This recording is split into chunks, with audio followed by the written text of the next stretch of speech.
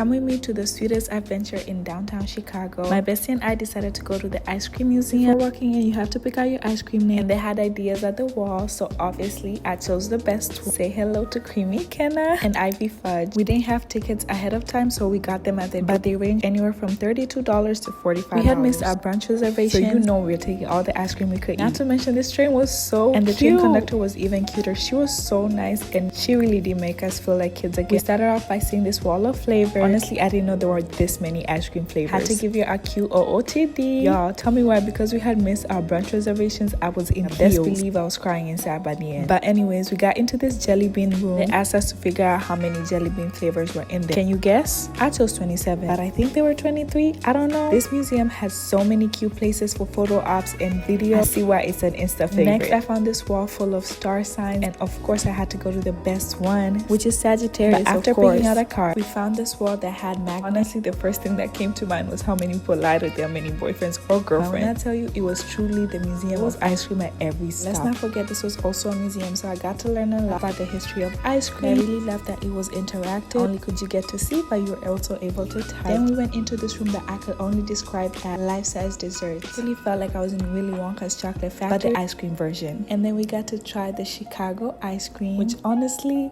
as I was looking at her prepare it, I thought it was gonna be nasty, and you can even see my face here, but it wasn't that bad. I had to give Ivy to try it, and she absolutely hated it. She thought it was so nasty. But anywho, we got into this room that was supposed to blast us off into space, and we were excited. Tell me why my wig was glowing in the dark, but it was actually so cool. I really did feel like a child in there, really igniting that inner kid in me. Sticking to our childlike theme, we decided to play this game, which both of us were so bad at one point. We just gave up and stood up and just had to leave because we were that bad at them. Like, y'all, do you see my face? The ice cream really did feel like a participation reward. This was such a fun adventure for either besties, you bringing your kid, or even date night. Because this was a cocktail bar. Before we could leave, we had to stop by the sprinkle pool and take some IG pics. Shameless plug, follow my IG at Kenna Quarter. We got one last ice cream cone for the road. The street pool where you could put your name. You know I had to leave my mark. Kenna was here. But y'all should definitely check out the ice cream museum when visiting Chicago. 10 out of 10 experience, highly recommend.